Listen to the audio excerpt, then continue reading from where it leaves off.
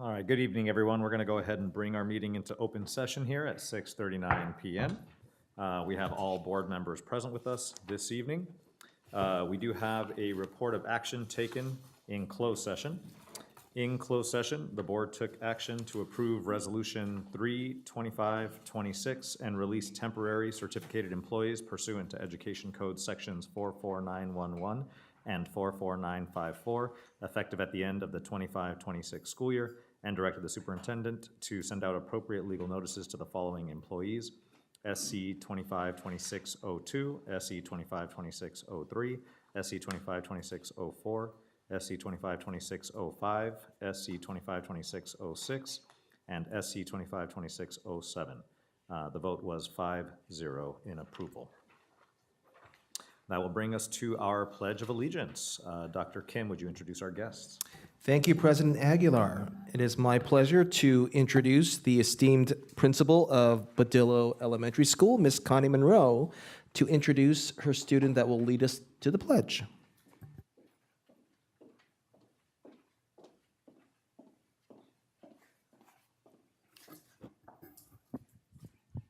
Yeah, the green light. Okay. All right. Good evening, Board of Trustees and Executive Cabinet. Thank you for inviting Badillo here this evening. I have the pleasure of introducing several of our best and brightest. I'd like to start with our student who's going to lead us in the Pledge of Allegiance, and that's Logan Behena. I'd like to say a few words. Come on up. I'm going to say a few words about you before we get started. So Logan is a hardworking and dedicated student. He is curious, he's helpful, and involved in his school community. Logan regularly seeks opportunities to grow and enrich his learning through opportunities including his participation in Badillo's 6th grade leadership club, tech team, the superintendent's student advisory committee, and the Gate Academy. He is an aspiring club volleyball player and participates in practices and clinics to strengthen his skills. Logan excels towards his academic goals and has already read over 1 million words this school year. He is a leader at Badillo. Welcome, Logan.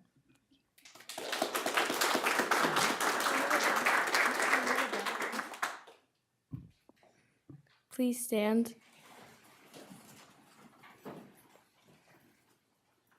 Place your right hand over your heart. Ready, begin. I pledge allegiance to the flag of the United States of America and to the republic for which it stands, one nation, under God, indivisible, with liberty and justice for all. This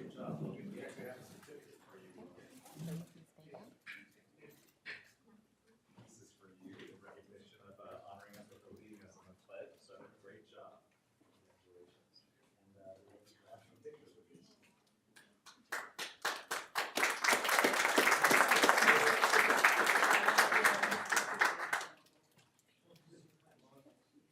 Logan.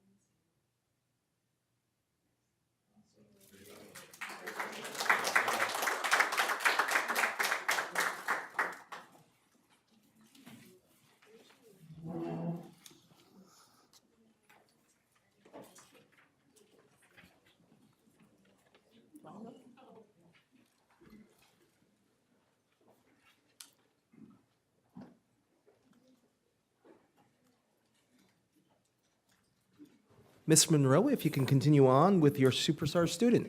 All right. I'd like to introduce Gianna Cirinero. Gianna, if you'd like to come up. Gianna is the kind of student every school community hopes for. She is genuinely kind and friendly to everyone she meets, whether in the classroom, on the stage, or in the hallway. Gianna leads with warmth, compassion, and respect. She is also a remarkably hard worker. When faced with challenges, she does not back down. Instead, she perseveres. Even when the work is difficult, Gianna never gives up. She leans in, pushes forward, and gives her very best effort. Her talent shined both inside and outside the classroom. Many of us had had the pleasure of watching her perform in our Charter Oak musicals, including her memorable role as young Fiona in Shrek the Musical last year. Gianna has a beautiful voice and recently shared that gift with us again at our school's talent show. Her confidence and stage presence are well beyond her years. Beyond her artistic abilities, Gianna has an incredible mind. She is currently challenging herself in our after-school GATE Academy classes, where her curiosity and love of learning continue to grow. She approaches academics with the same determination and enthusiasm that she brings to the stage. Gianna is also a leader in our sixth grade leadership club. Recently, she and her fellow club members delivered Valentine's Day cards to the senior residents at the Masonic Homes on Badillo Street. This act of kindness reflects who Gianna truly is, a young person who cares deeply about others and seeks opportunities to make a positive difference in her community. There is no doubt that Gianna's future is bright, whether she becomes a great writer, a famous actress, or pursues another career choice. Welcome, Gianna. And we'll invite her family up too and take some pictures.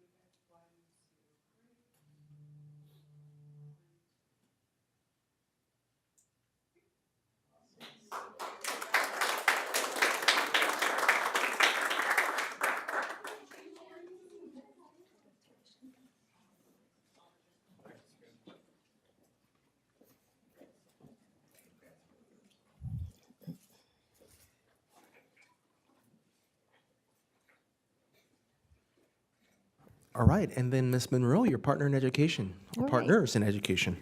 And finally, we are honoring the Catalans tonight. It is a true honor to recognize partners who have gone above and beyond in supporting our students, our staff, and our entire school community. A strong school system isn't built by educators alone. It takes a village. It takes people who believe in the power of education, who step forward not because they have to, but because they genuinely care. Michelle and Damien Catalan have been top sponsors for the high school scholarship through the PTA.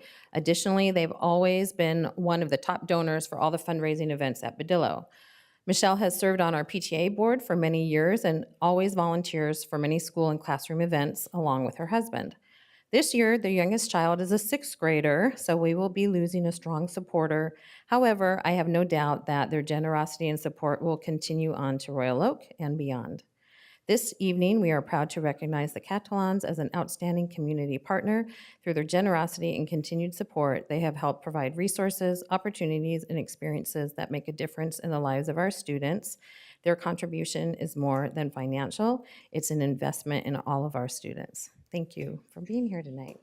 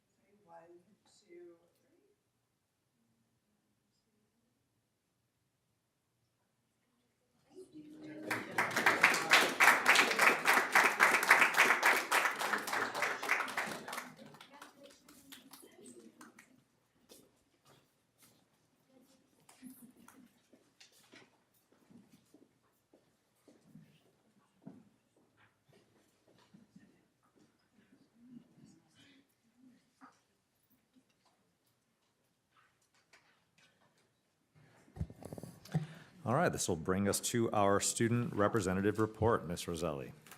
Good evening. I will begin with the Badillo Board highlights. To begin with, Badillo has had an incredible start to the month at the elementary school, and they are thrilled to share some positive Panthers news with us tonight.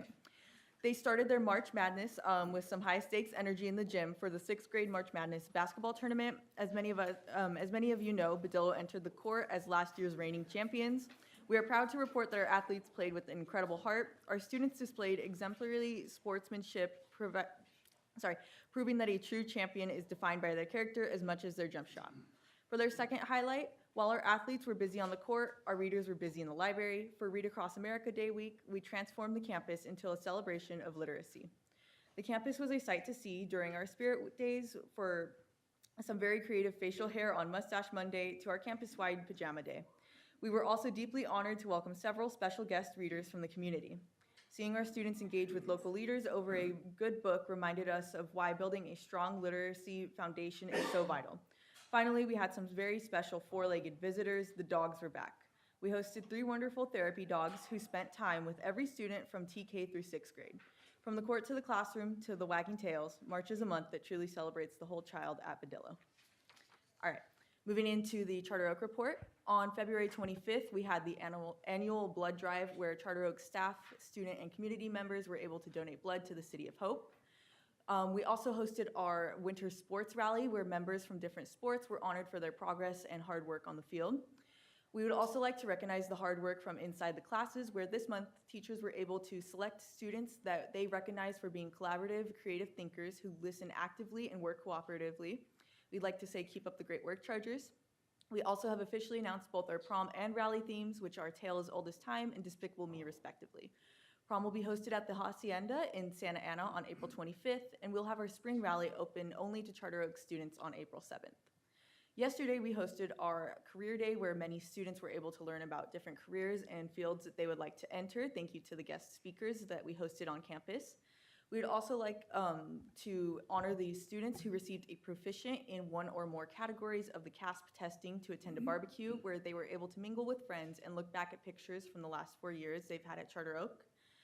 Today was the annual car show hosted by the Auto Club, where many students and their families were able to showcase their memorable cars for students to take pictures with.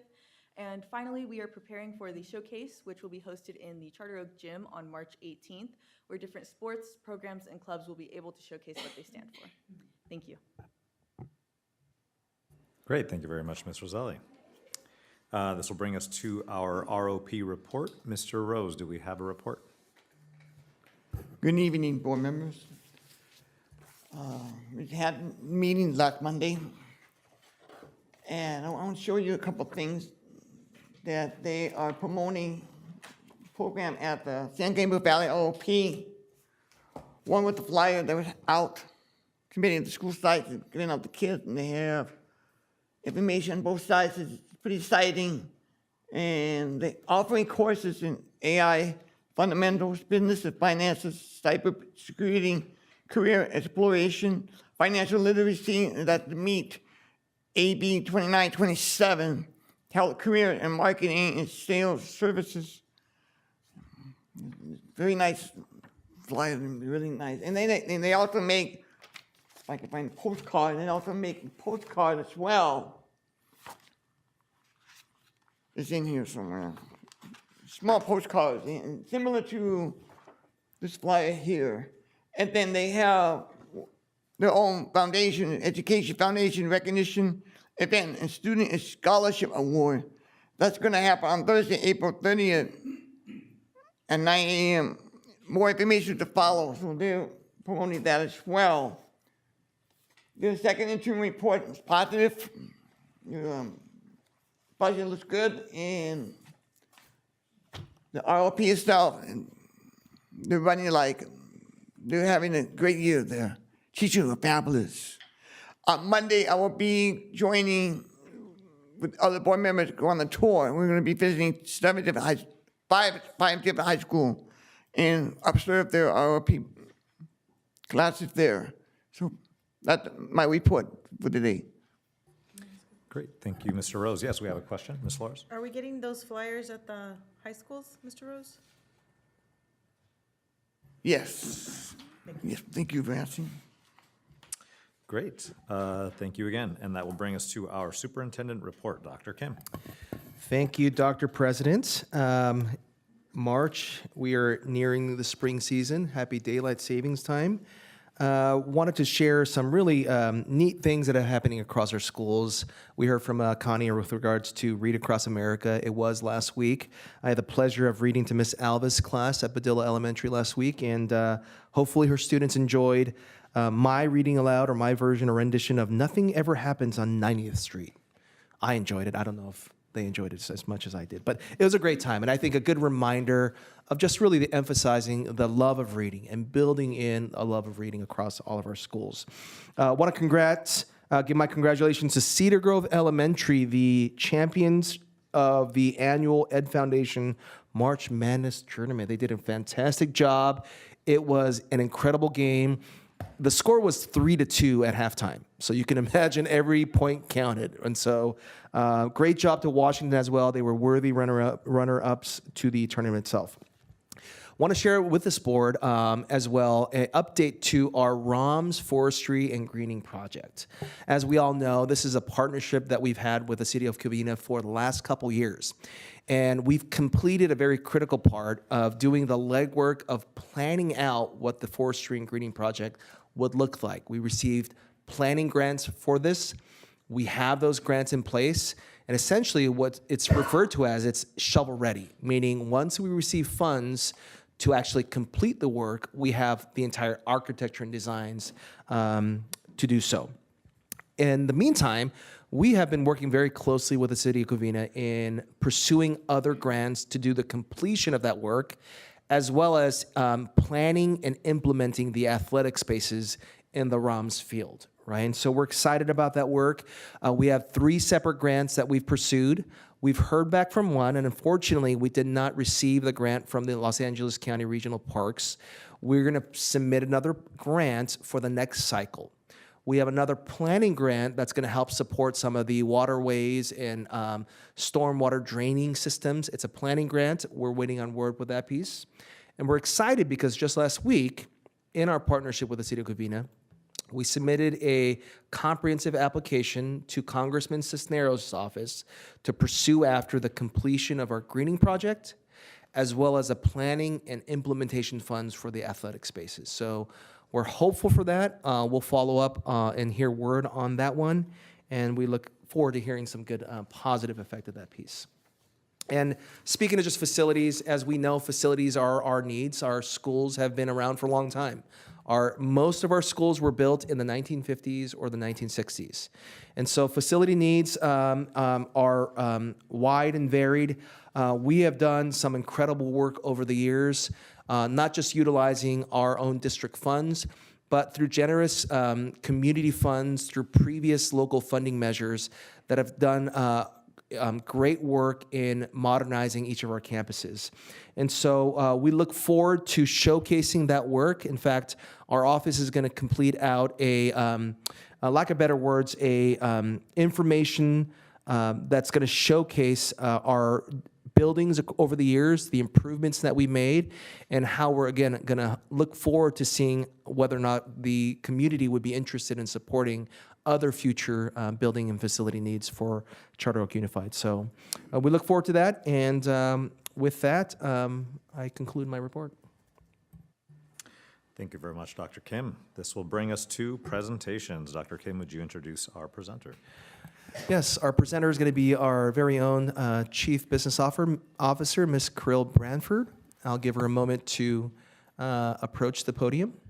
And as we all know, March of every year per Ed Code, we present to this board our second interim financial report that gives us an update in progress as it relates to where our finances are in relation to our adopted budget back in June of 2025. So with that, I'll turn it over to Ms. Branford.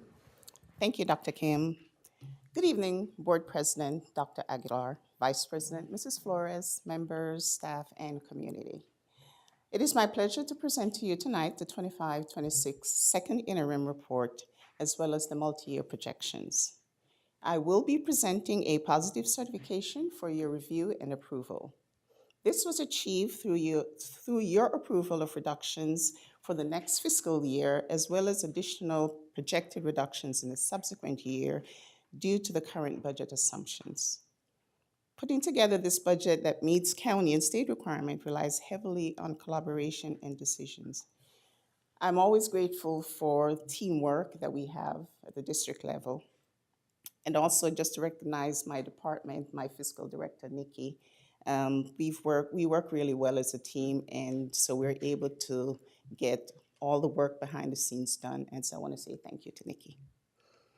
With that said, I'm going to get into the report. So this is just a visual of the budget cycle, and we are now at the second interim report due in March.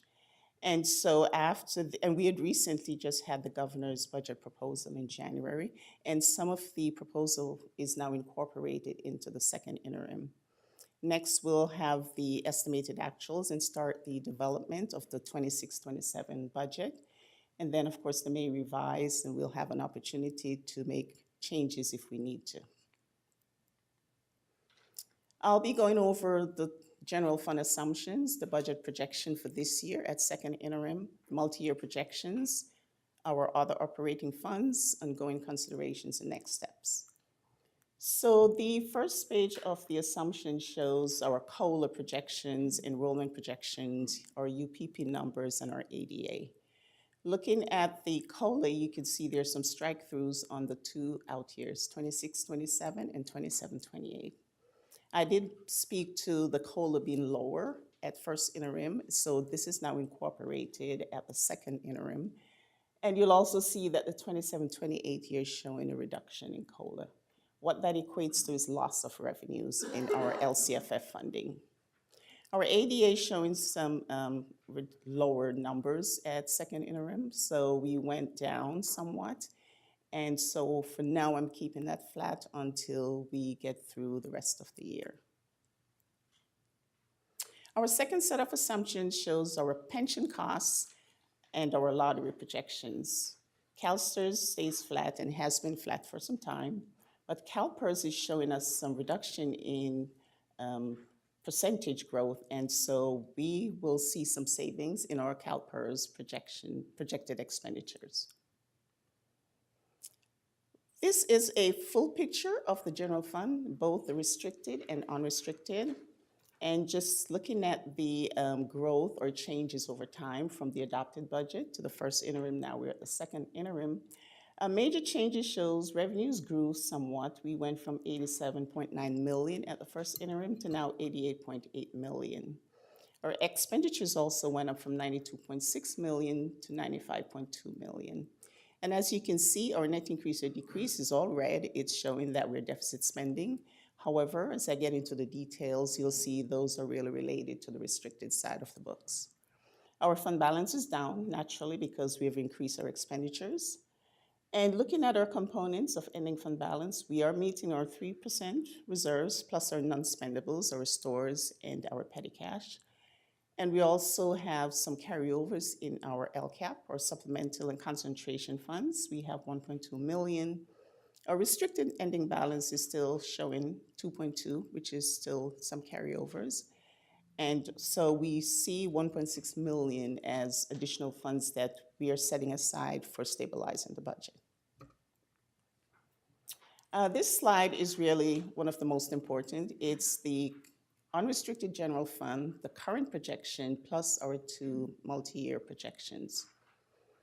Major areas of revenues went down slightly from first interim to second interim, but it shows an increase in our contributions. And so it's identified in our special education area where we had to increase our contributions a little over 200,000. And so contributions went up from 13.8 million to 14 million. We're still committed to the $2.5 million interfund transfer from Fund 17. But as you can see, our revenues after contributions showing at 50.8 million, even though we started at 62 million. But because of the increase in contributions, we are seeing lower revenues available for operations. And so our expenditures at 50.7 is actually not exceeding our revenues. So for this fiscal year, we are doing really well. We are not deficit spending. But as you look to the out years, our revenues, even though it's increased slightly, again, the reduction in COLA is actually reduced our revenues. And so you also see an increase in special education contribution, and therefore it's reduced the revenues down to 49 million with expenditures at 51.2. So that's where we're seeing huge deficit spending of 2.2 million. Our 27-28 year, again, revenues are up because we do have a COLA, but we also lost some revenues because of the reduction in the projected COLA. Contributions are up 15.5 million, brings our revenues down to 50 million, and we are spending 50.9 million. There is a small deficit spending, but again, that's hurting us. And so in order for us to actually balance the 27-28 year and meet the 3% reserve, we had to build in some additional reductions, and I will get into that. So this kind of gives you a little bit more details on what happened since first interim into the second interim, as well as the multi-year projections. So we did have a small increase of special education of a little over 200,000. We added additional carryovers and new revenues, more so on the restricted side. And we are maintaining the 2.5 million commitment to transfer in from Fund 17. But on our multi-year projections, the specifics of what happened is loss of LCFF revenues due to reduced COLAs, approximately $1 million.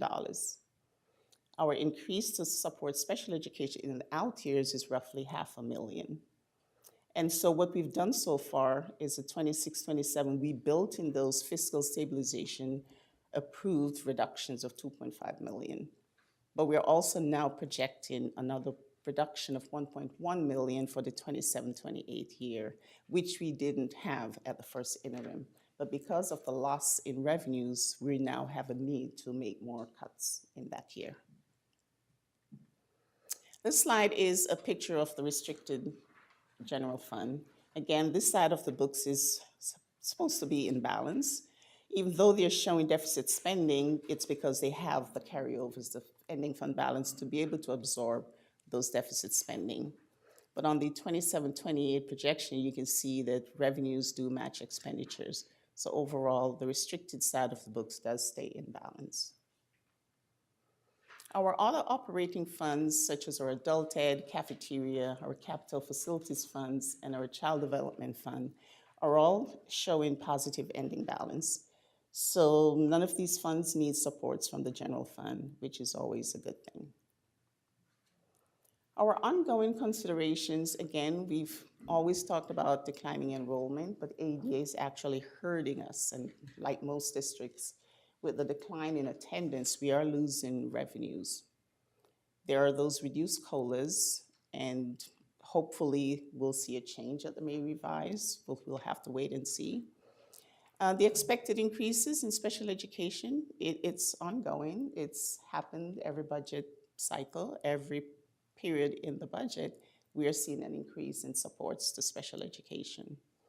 We are, of course, because of all those things, there's a rapid erosion of fund balances. We've talked about increased insurance premiums due to AB 218, and we're also seeing increased utility and operations costs. Our light bill goes up, water bill goes up, and so we're always having to cover those things. Our capital facilities needs, as Dr. Kim mentioned, we are hoping that we will be able to bring in more funding that will have a successful bond if we go out.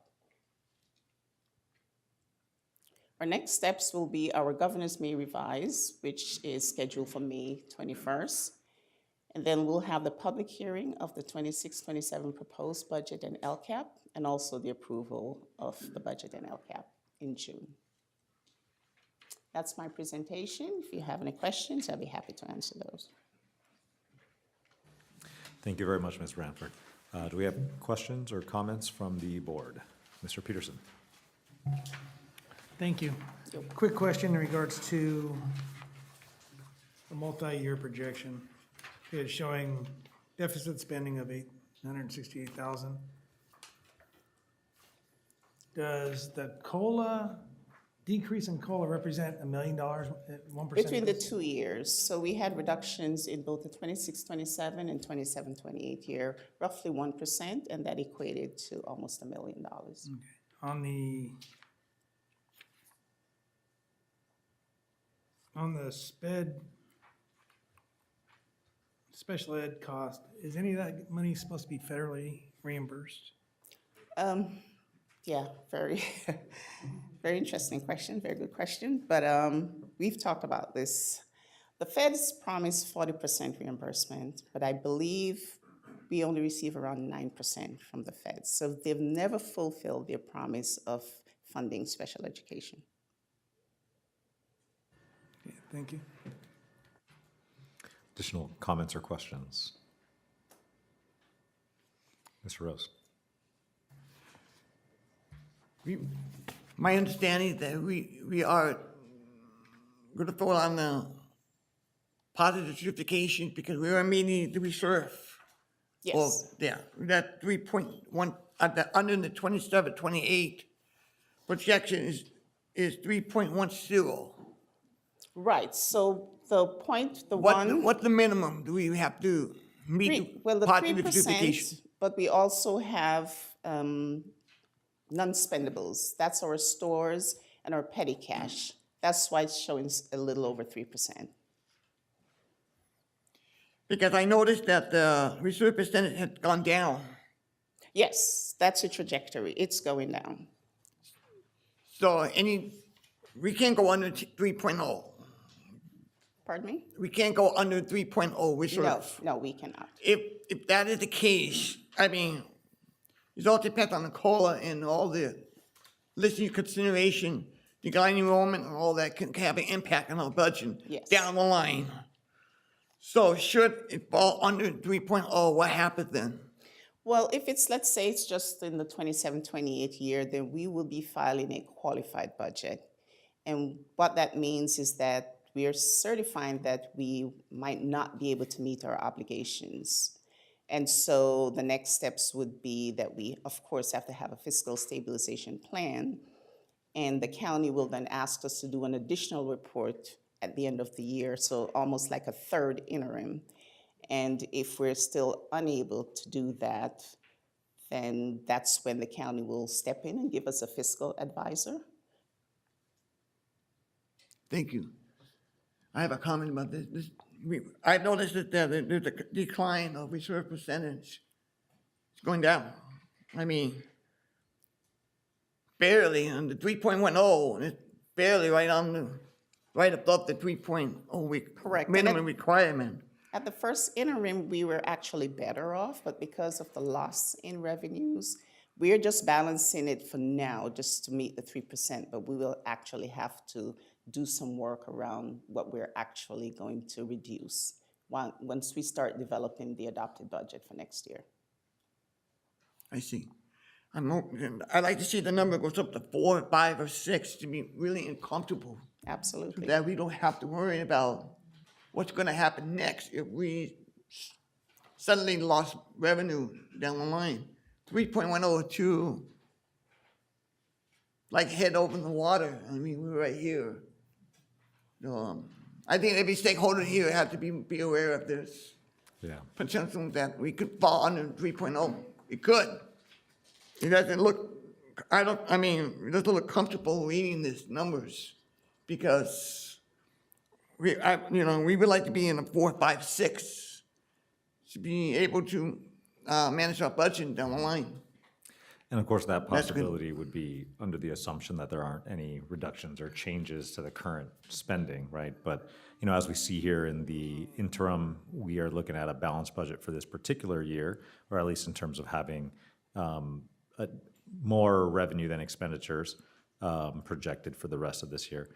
But going out years, the next 2 years, right, that's where those reductions have to come into play. And, if that's able to be adjusted to the extent that revenues exceed the expenditures, then the reserves can increase, right? Ultimately, that's what would be required to try to achieve something like that.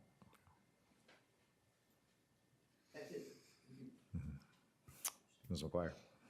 My question's for Dr. Kim. Can you maybe contact CSBA and connect us with, I know they have a virtual advocacy day, possibly next week or the week after, but whatever advocacy visits are happening between now and like the states may revise or in DC, so we can start to make sure that we're active in those to represent our district. Absolutely. And just to update this board, I'm going to actually be attending an advocacy day in April, mid-April, to meet with our state legislators to advocate specifically around fully funding the needs of our school district, addressing the gaps in special education and special education funding, along with other areas of support that we are going to need from our legislators. It's in Sacramento in April? That's correct. And we'll get that information from you as well. Yeah, CSBA does 2 advocacy days, one in DC, one in Sacramento. I have a quick question in regards to Prop 98 funding. I believe there's been some recent news or developments around the governor's plans for Prop 98 and maybe making some adjustments, if there's something you could share on that end. Well, what I've seen is that they're saying he's increasing the Prop 98 funding, but it's basically through the 2 programs, community schools and ELOP. Not sure how that will change our base funding, but building those, especially community schools, into our Prop 98 means we have more flexibility with the funds. So it's not just assigned on the restricted side of the books. So for that program, I can see where we can be more strategic because it will be in our Prop 98 funding.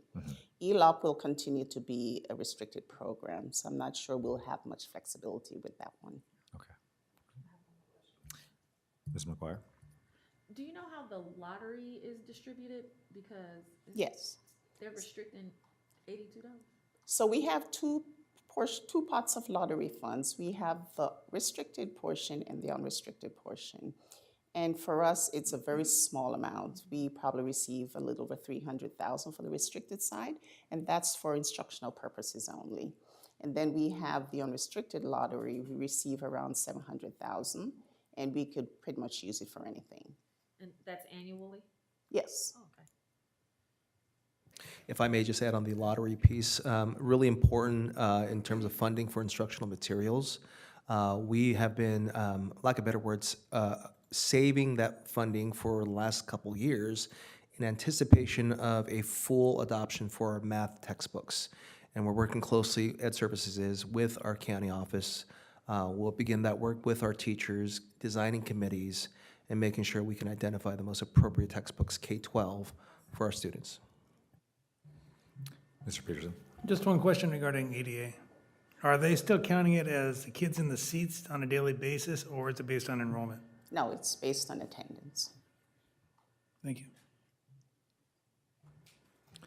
Okay, seeing no additional questions, thank you very much again for your presentation, Ms. Bradford.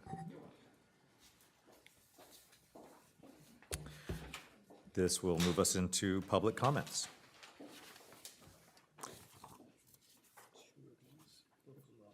Okay. Okay, our first speaker is Robert Montez, speaking on the budget. Yes. Can we do Mr. Peterson first? Oh, sure, absolutely, yeah. On the topic of recognizing Greg Peterson. Thank you so much for changing. I just have one question for you before I get started. Who is the chair here? The chair, The chairperson for we have the Board of Education. right. So who's the president? The president serves as the All chair, right, yes. here, Yeah. thank you. Mhm.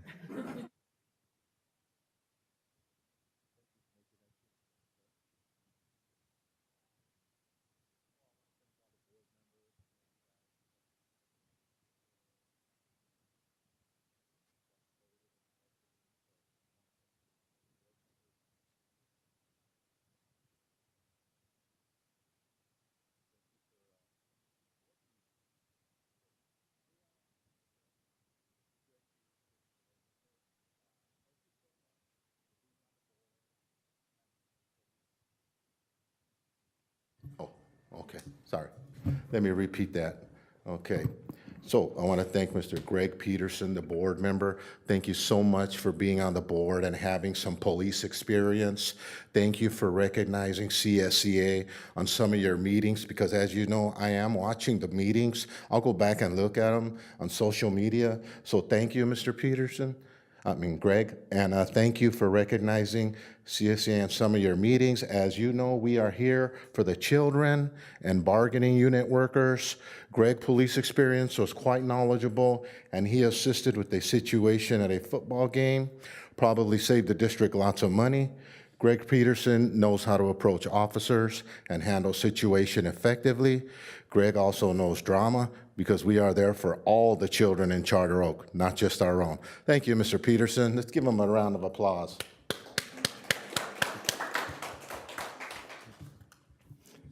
That's it.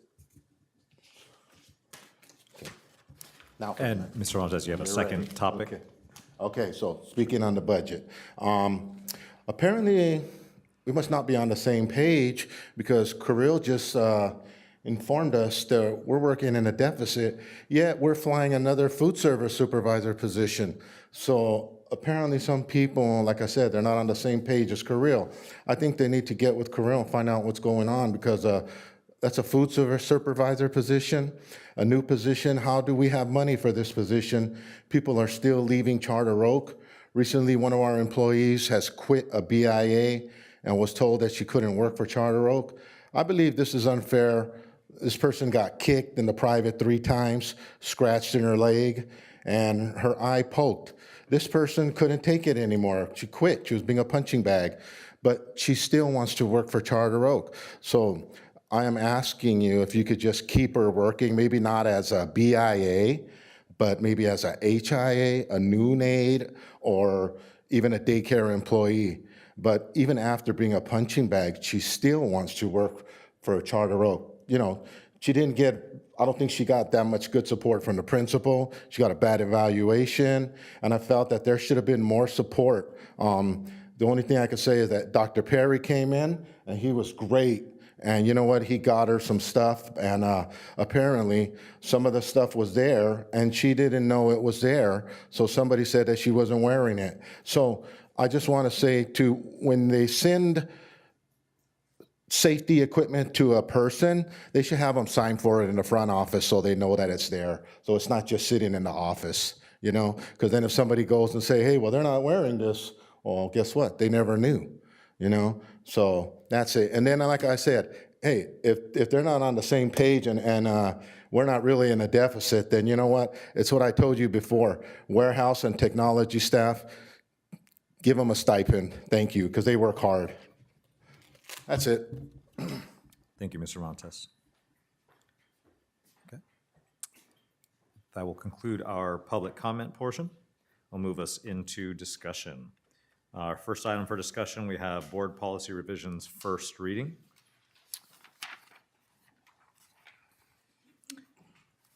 Do we have any discussion from the board on the board policy revisions?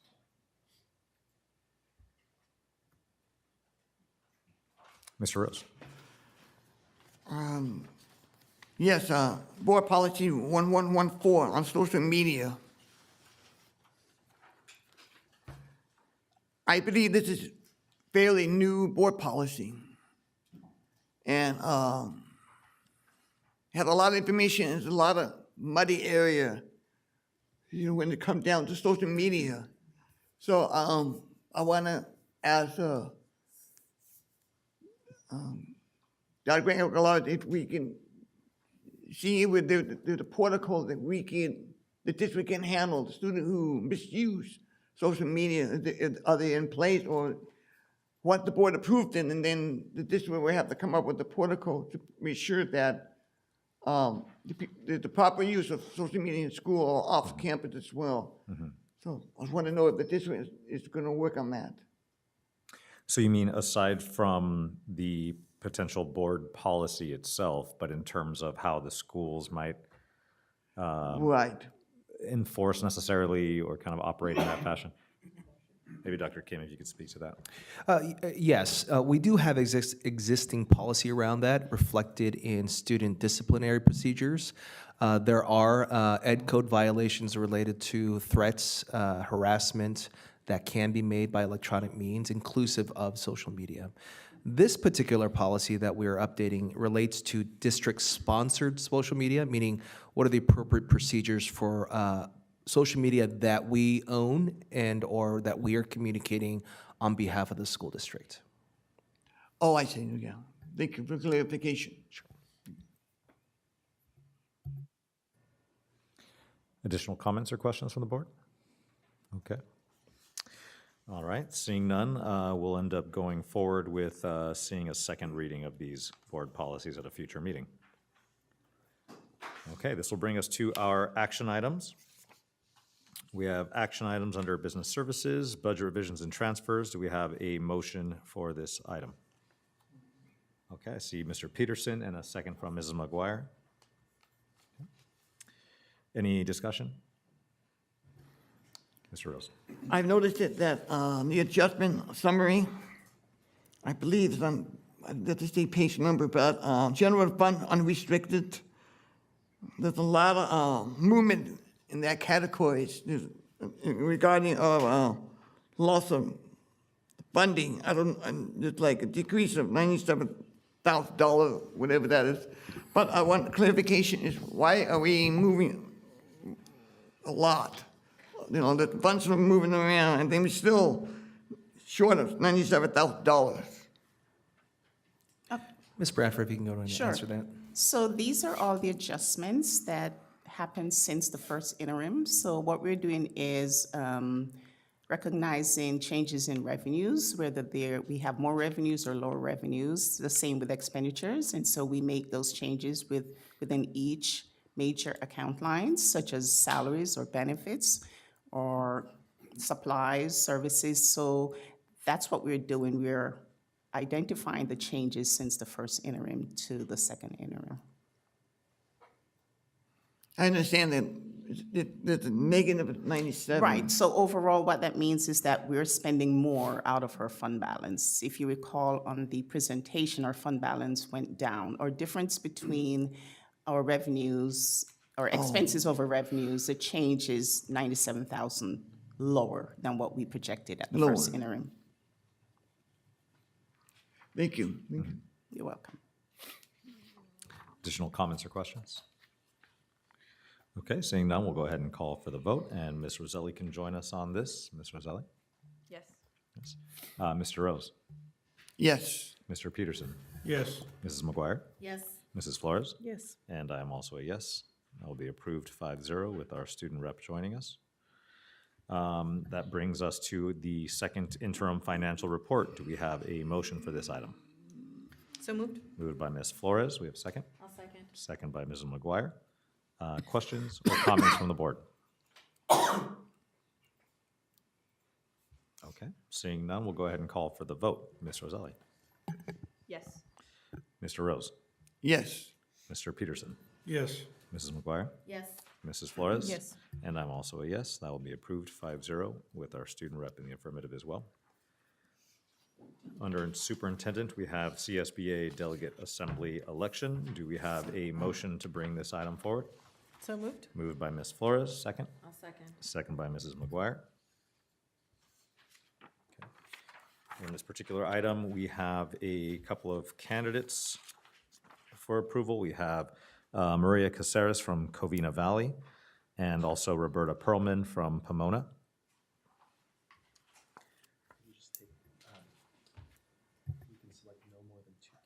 Okay. Thank you, thank you.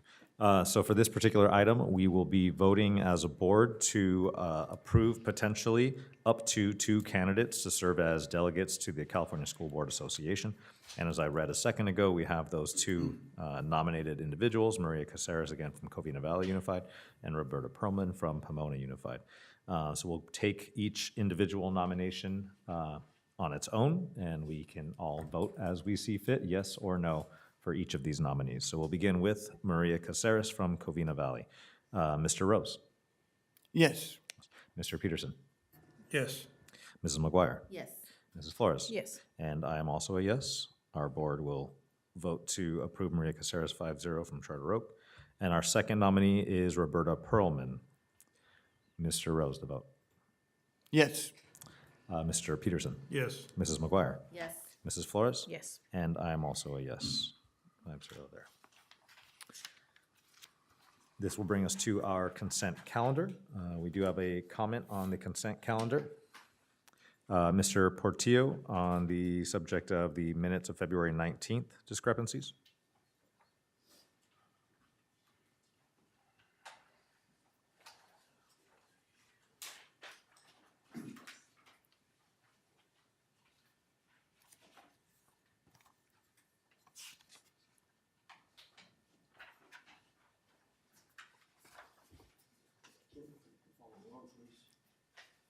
Thank you.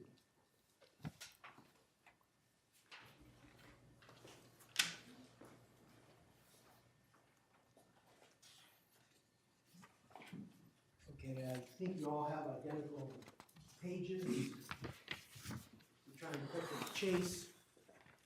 So at the last board meeting, 419, there was an approval for certificated personnel. Change of assignment, Farrar Dominic, teacher 100% to teacher 60%, 40%. It passed 3-0. Also, establishment of a new position, community school secondary support. That was a single page. Go to the minutes. I've kind of taken the pages off, but the cover page is of the minutes that you're approving today.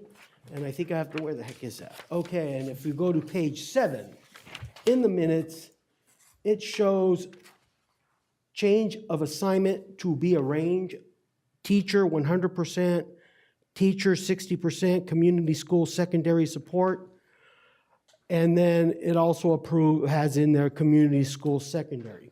Why was that changed in the minutes? It was voted to have a particular employee for that. To undo it, you have to undo the vote of February 19th. Now, on that note, the new position, I'd like to see the job description. When was it created?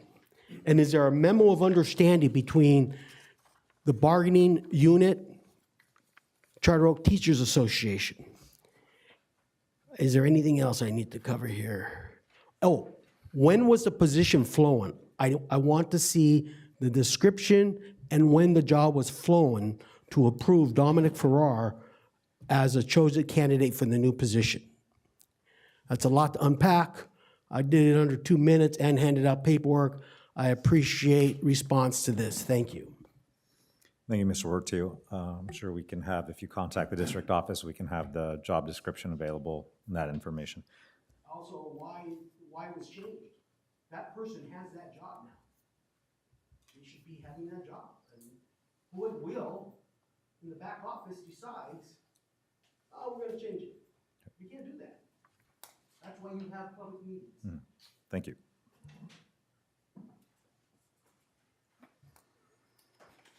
All right, do we have any items to be pulled from the board on consent calendar? Mrs. Flores? I want to pull the minutes of the regular meeting. Great, thank you. We'll go ahead and pull February 19th. Item D1, minutes of the regular meeting of February 19th. Additional items to be pulled? I'm sorry, my mic isn't on, by the way. Additional items to be pulled? Mr. Rose? Thank you. B2 and B3. Item B2 under Ed Services and B3 to be pulled. And B12. And B12.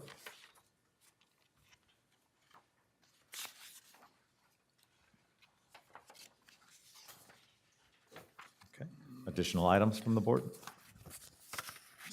Okay, seeing none, let's go ahead and ask for a motion to approve the consent calendar with the exception of items under consent calendar B2, B3, B12, and D1. Do we have a motion? Mr. Peterson got the motion in? Second. Seconded by Mrs. McGuire. Great. Okay, we'll call for the vote on the consent calendar with the exception of B2, B3, B12, and D1. Mr. Rose. Oh, I'm sorry, Ms. Roselli, please, if you would join us. Yes. Great. Mr. Rose. Yes. Mr. Peterson. Yes. Mrs. McGuire. Yes. Mrs. Flores? Yes. And I'm also a yes. The consent calendar, with the exception of items B2, B3, B12, and D1, is approved. Do we have a motion for item B2, contract agreement BMX freestyle team? I move. Mr. Rose makes the motion. I'll go ahead and second that motion. Mr. Rose, do you have any comments? Yes. I know that the B2 is a contract agreement with the BMX Freestyle Team LLC, and we pay them through donation. Am I correct? For this item, that's correct. Do you know which group, how the donation, where the donations are coming from? If you can confirm, I believe this is from the PTA that's supporting this one? Former PTA at I believe Cedar Grove, that the money was sitting there in donations, correct? Okay, that's fine. It needs to be documented in the meeting. It needs to be documented because donation from who, it could be anyone. So so you were saying it's coming from a former PTA? Correct. Just to clarify, we do accept on a separate line item donations from various people. This is from the school site's donation funds, so that whatever's been accumulated over the years is what they're drawing from in terms of paying for this particular activity. I have no problem with that. It's just that and we have to approve who do we get donations from. The board has to approve, be more specific. So I want to make amendments to add the donations from the retired PTA. So I think maybe there could be a little bit of confusion here on the end of, we would be approving the receiving of donations, and then separately, in this case, this is going to be the spending of that money, but in this particular case, it wasn't a direct donation for this particular purpose. It was a fund of accumulated donations from which Cedar Grove will then be using funds to apply for this particular activity. So the information in terms of approving the donation has already been done. But they have to be recorded correctly. And All donations are recorded. This, usually every month under business services, we'll have a line item for this board to take action on donations that are received. Unfortunately, this month we don't have any donations. So to clarify, for Cedar Grove, they've accumulated donations over the course of the years, of which donations can be utilized for various purposes to support kids. They are identifying the use of donation funds in their account to support kids through this BMX activity. But to be assured, they received those funds that they received did go through the appropriate approval from this board. Dr. Aguilar, I want to clarify with this. When we approve the contract agreements, those had to be more specific, and who do we get the money from, or more specific, who donated to this contract, because we ultimately we were responsible for it didn't happen with the contract. So I'm asking you, are we supposed to have a name of the person or the group who's donating to this activities? Who's paying for it, right?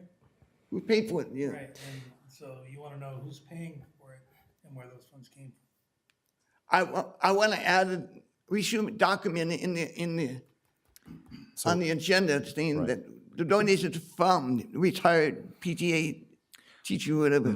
So it should be more specific. I think there still could be kind of a little bit of an issue here with that, because, I mean, this is a contract that is being entered upon with the district, because components of the district, in this case Cedar Grove site, is choosing to bring this activity and entering into the contract. So the contract would be with the district, essentially.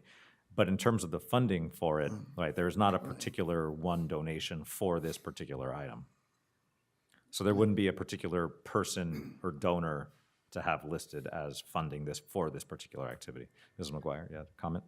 I was going to say, and for the donation we're talking about in general, as a board, we have already approved the acceptance of said donations in prior meetings.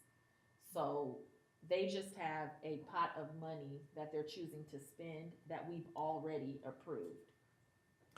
This is under their donation funding account, no different. They have a Title I account, they have a Community Schools Funds account, and so they're drawing from the donation fund account, whereby they've received funds over the course of years, at which this board over the course of the years has received those funds or taken action to approve those funds. And those are discretionary funds based on the school site. Correct.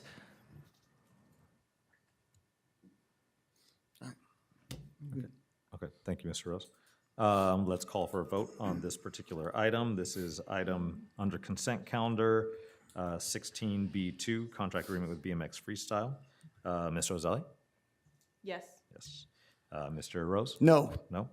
Mr. Peterson? Yes. Yes. Mrs. McGuire? Yes. Yes. Mrs. Flores? Yes. Yes, and I'm also a yes. That motion will pass 4-1 with our student representative joining in the affirmative. Do we have a motion for contract agreement with Pacific Fundraisers? This is item B3. I'll move. Mr. Rose will move. I'll go, Mr. Peterson will second the motion. Comments? Yes, on page 10 on the contract, Exhibit B, it said there is no financial impact.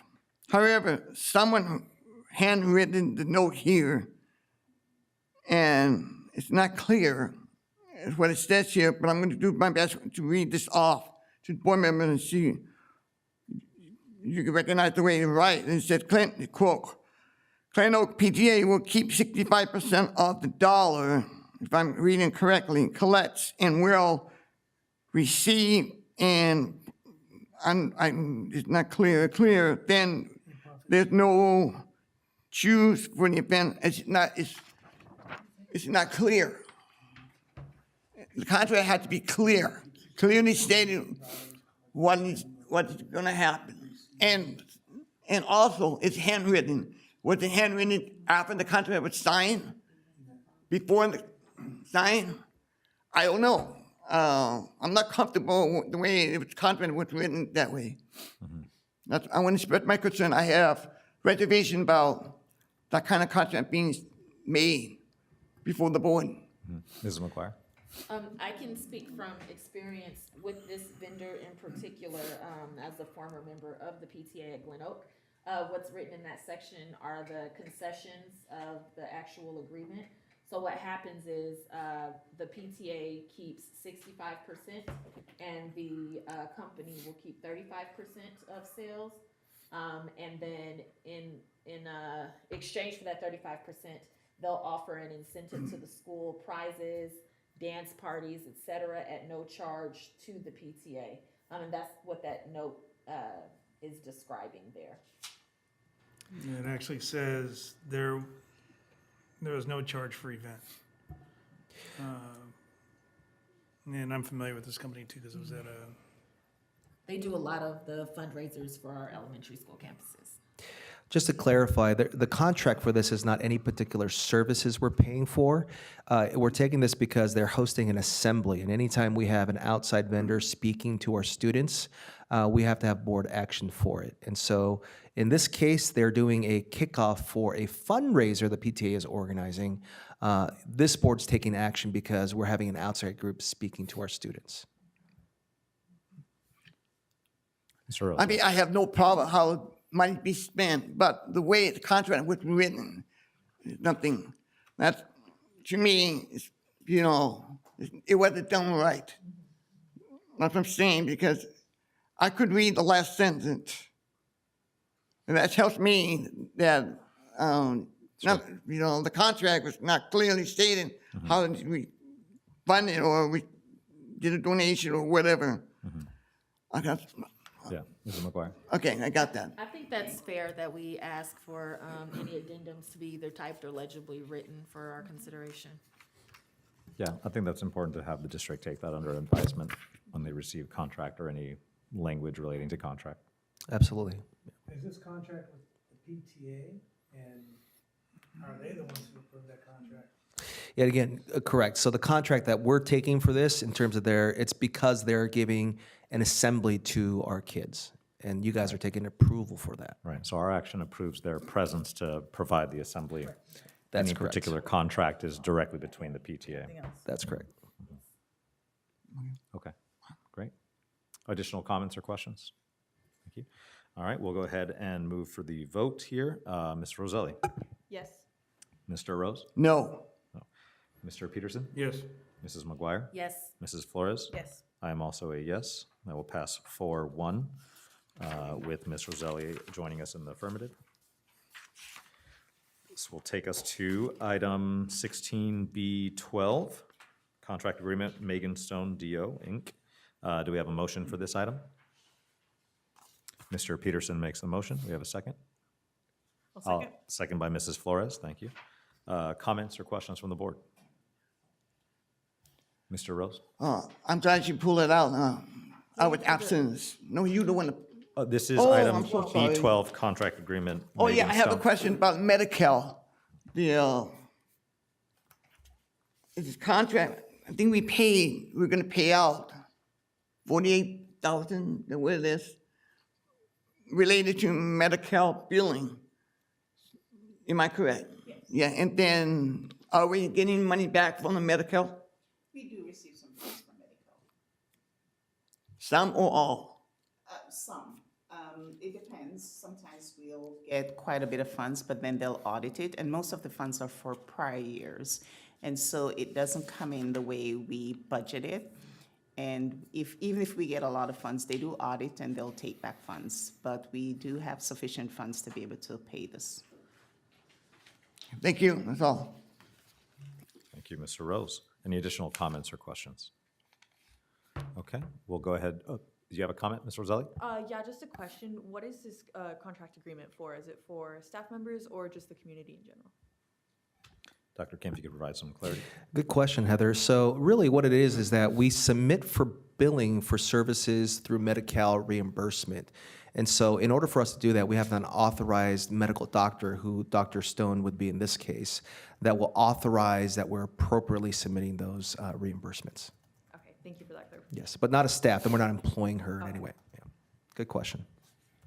Additional comments or questions? Okay, seeing none, we'll go ahead and move for the vote. We'll begin with Ms. Roselli. Yes. Yes. Mr. Rose? Yes. Mr. Peterson? Yes. Mrs. McGuire? Yes. Mrs. Flores? Yes. And I am also a yes. That will pass 5-0 with our student rep in the affirmative as well. And this will bring us to item 16D1, minutes of the regular meeting of February 19th. Do we have a motion to bring this item? So moved. Moved by Ms. Flores. Do we have a second? Out, no second. Second by Mr. Rose. Okay. Comments and discussion? I will be abstaining from this item because I was absent. Okay. Ms. Flores will be abstaining. I Additional was, comment? will vote for the abstain because I was absent as well. Okay, also absent.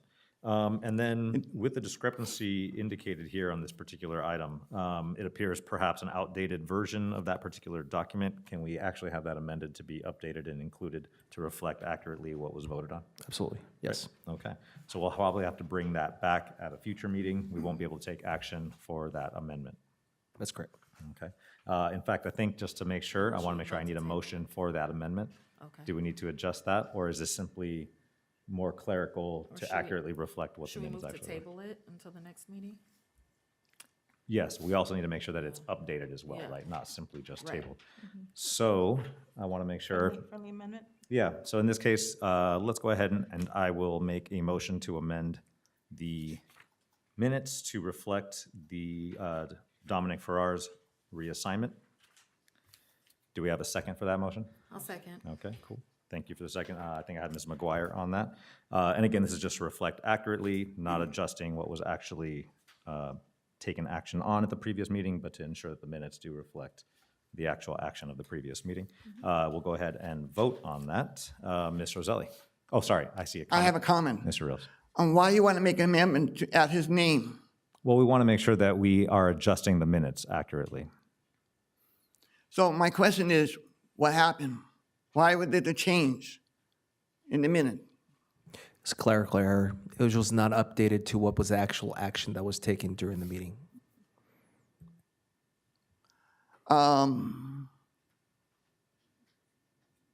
No, I mean, no, I don't know. I don't know if that's a clerical error. I don't know. I have no idea. First of all, I want to know how that process work for this petition because Well, so Mr. it's a Rose, new petition, community school secondary support provider. I want to know how that process work. How did you end up selecting Dominic Farr for that position? sure. Dr. Kim, if you want to provide some comments on the process of flying the position and selecting a candidate.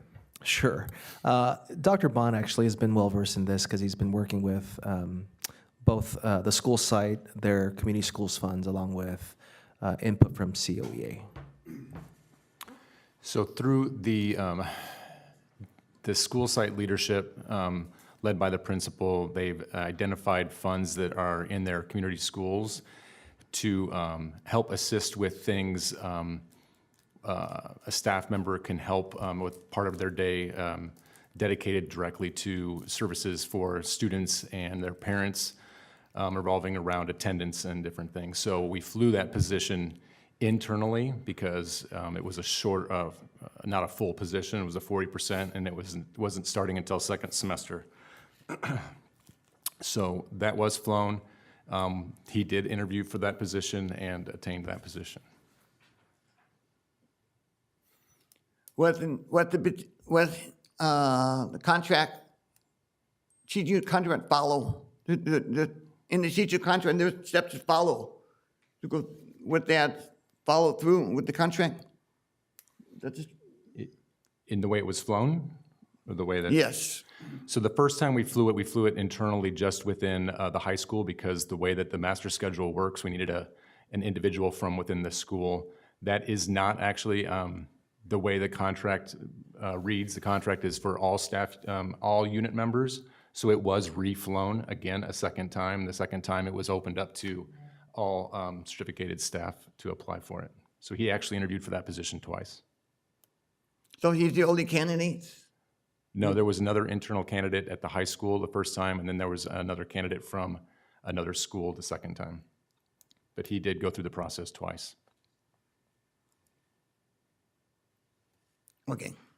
So what about his position as an athletic director?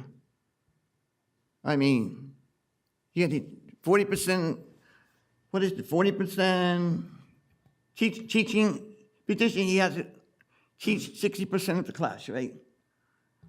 He had, my understanding, he has 60% and 20, I don't know, the others for athletic director, am I right? He still is an athletic director of the school, so these are various responsibilities he has, one of which he has 2 release periods for athletic director, the athletic director role. He has, in this case, the community schools 2 release periods, and I believe he teaches 1 period of athletics for 6th period. So how many classes is he teaching right now? 1 class. And then he's getting this position, so and then there's no class to teach, right? No, essentially it's a teacher on special assignments for the responsibilities outlined in the community schools component, of which there is a job description. Similar to an athletic director, there's a job description that he's responsible for adhering to. Okay, I'd like to have a copy of the job description. All right. Mr. Peterson? And to go, I can do that. okay, good. And to confirm, the position required an administrative credential? No. Didn't require an administrative credential? So the 60% and the 40%, they're all teacher assignments. Okay. So it adds up to 100%. His assignment is still under the teaching umbrella. All right, thank you. Additional comments or questions? Okay, and so for clarity, we'll be voting on amending the minutes to reflect accurately the action that was taken at a previous meeting, including the name of Dominic Farrar in that position instead of TBD. We'll call for the vote on that particular item. Oh, So do you to have a comment? clarify, we voted on the change and then on the rest of the minutes, or is it one? So first, we're voting on just the change to the minutes, and then that we'll have to bring back at a future meeting for revision, or for approval. So Or could we still approve in this meeting? can I vote on? This item, since it was brought up last meeting?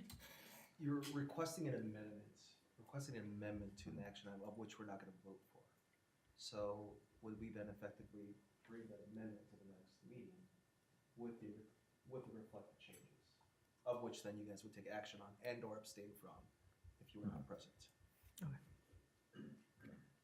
So, yeah, we could do it to record that we've requested an amendment, but just to clarify, Sure. not taking action on the actual. On the minutes themselves, yeah. Okay. So again, for clarity, what we'll be voting on is the amendment of the minutes to accurately reflect the action that was taken at the previous meeting.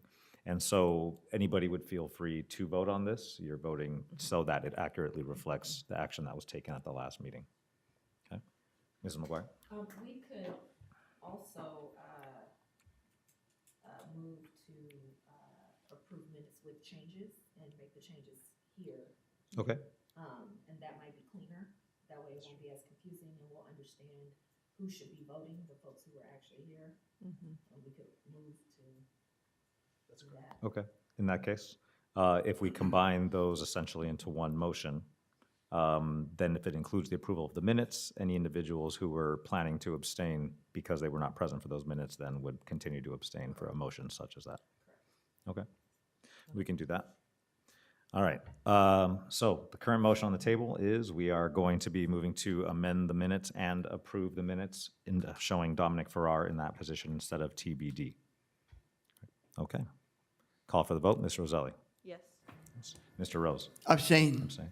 Mr. Peterson. Yes. Yes. Mrs. McGuire. Yes. Yes. Mrs. Flores. Abstain. Abstain, and I am also a yes. So that will pass 3 with 2 abstentions, and Ms. Roselli joining us in the affirmative.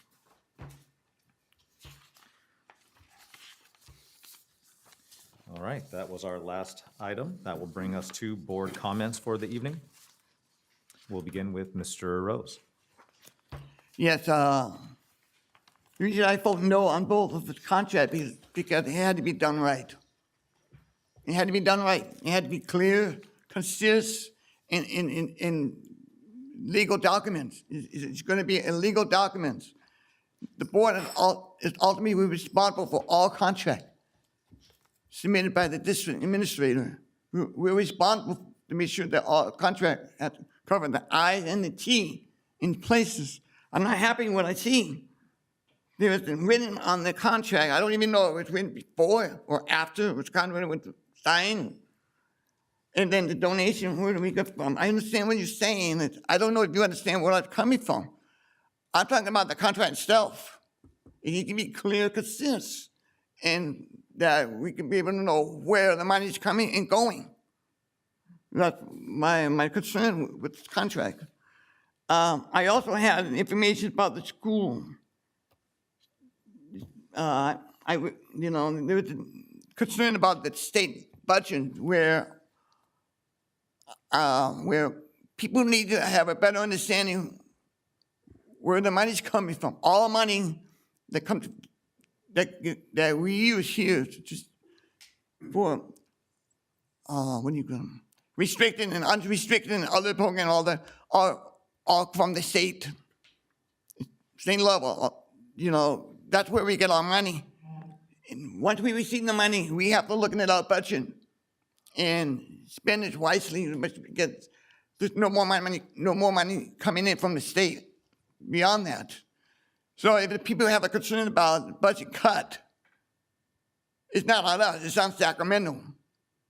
We can hear and listen to, but our hands are tied because all monies come from the state level up to Sacramento. So if you have a concern about budget cut, especially related to school, then we all need to contact our legislators up in Sacramento. Tell them, from my perspective, don't cut school budget. Don't. We need the money to serve our students, every one of them.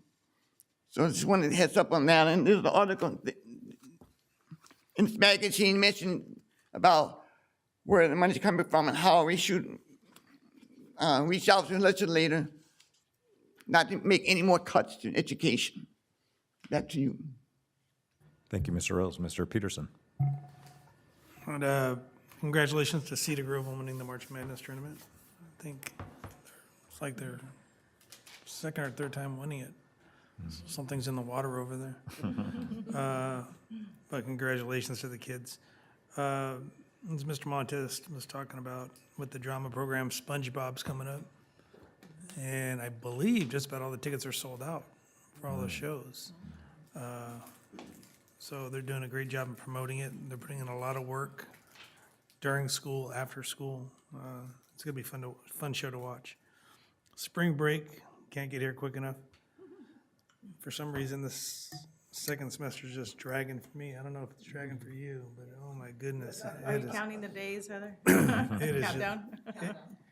it is dragging, but I know the kids are tired. I know the teachers are tired. I know the staff's all tired. But we got spring break coming up. Hopefully we can get recharged and get moving for the last push. Thanks to Carell and her team for all the information and all the hard work you guys put in to make it understandable for us. So thank you. And with that, I think that's it. Thank you, Mr. Peterson. Mrs. McGuire. Good evening and happy Women's History Month to everyone. First thing, I read a press release about California Distinguished Schools. We weren't on there. I want to know how we get on there so that we can get on there in the future, because we should be. Two, I wanted to give a shout out to our board member, Heather, for asking a question at today's board meeting during Women's History Month. Yes. Thank you for that. That was great. Which brings me to Women's History Month, and I dressed up because I want to talk about, who do I want to talk about today? Ruth Bader Ginsburg. That's right, Ruth Bader Ginsburg. She was the second woman who sat on our Supreme Court. She was Supreme Court Justice, and she was appointed in 1993, I believe, and she stayed on the Supreme Court for 27 years, and she was a fierce advocate for women's rights. Fun fact, even before being a Supreme Court Justice, she was a very fierce and feisty attorney. And she helped pass the law that allowed women to get credit cards and mortgages without a man co-signing. And that was in just like 1974. Like, this was not that long ago where we couldn't even get credit cards. And one of her mantras was women belong wherever decisions are being made, which is why I think it's very timely that today you participated in the meeting. And one quote that I think about a lot that she said was, whatever you choose to do, leave tracks. And that means you have to make sure that there's always someone who can follow behind in the steps that you did. So I wanted to make sure I shouted her out today. Lastly, and her nickname is the Notorious RBG, because she's cool like that. And also, I just want to thank our community members. Accountability and transparency is something that all of us stand by. So definitely appreciate calling out errors in our minutes. We want to make sure we get those fixed because we want to make sure we do everything in order. And so we appreciate that. And I think I can speak on behalf of all of us with that. And it's almost the end of the school year. I can't believe it. It's coming, right? And so it's time for our students to graduate, begin the next phases of their lives, and it's just really an exciting time all over the district right now. That concludes my remarks. Thank you, Ms. McGuire. Mrs. Oh, Flores. wait, I'm sorry, I have one more. Sure. Women's History Month. We have a teacher who is going to be on Sirius XM tomorrow because she loves Bon Jovi, and she's going to be a guest DJ on Bon Jovi Sirius XM tomorrow at 4 p.m. Pacific time. Miss Shockey. Oh, I love that. excellent. Very cool. Thank you, Mrs. McGuire. Mrs. Flores. Happy Women's History Month. I want to acknowledge our amazing women leaders that we have here, Dr. Mustafa, Ms. Branford, Mrs. McGuire, and the rest of our amazing team that helps. And of course, Ms. Mikesell, who keeps us in check and make sure that this place stays running. So thank you. And then Heather, I also want to thank you. You have just a great spirit about you. You're always in a great mood. You're always smiling. So thank you. And echoing Mrs. McGuire's comments, maybe someday you'll be in one of our seats. So wishing you the best. Fingers crossed for those college apps. You're going to do great wherever you decide to go. So thank you for joining us as our student rep. And graduation's coming. I think we're counting down the days.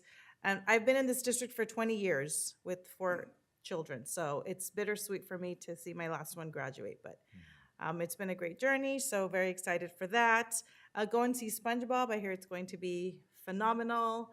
And just thank you everyone for being here this evening. And let's have a great end of the year with all the festivities, and let's not cry too much. Thank you. Thank you, Mrs. Flores. It was pointed out earlier, we had Read Across America week going on. And that was really exciting and fun. I got a chance to be at Badillo on the Monday of that particular week, which happened to be Mustache Monday. And so I knew that ahead of time, and so I made sure to grow out my mustache and my beard and show up with that.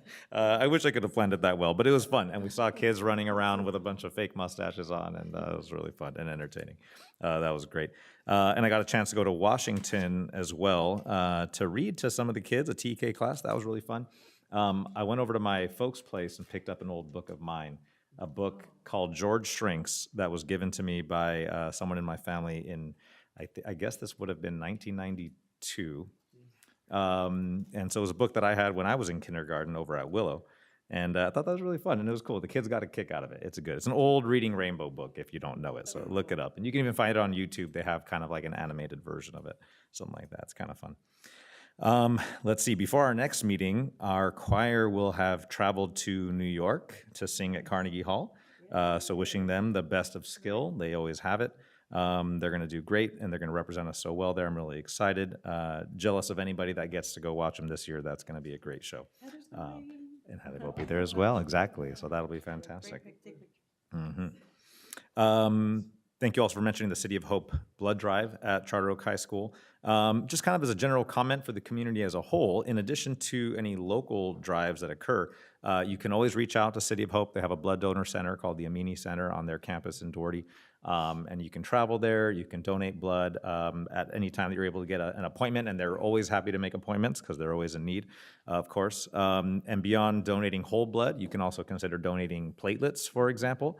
It's a little bit of a longer time commitment, maybe around the order of 2 hours or so, but really important donation, especially utilized for a lot of the cancer patients that are seen there at City of Hope. So consider it and see if it fits in your schedule. That'd be great.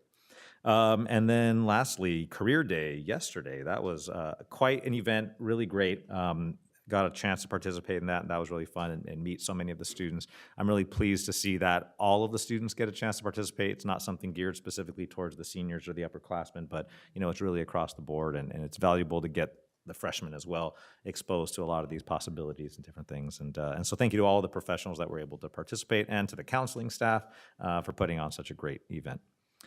With that, we'll go ahead and announce our future meeting, April 16th, 2026.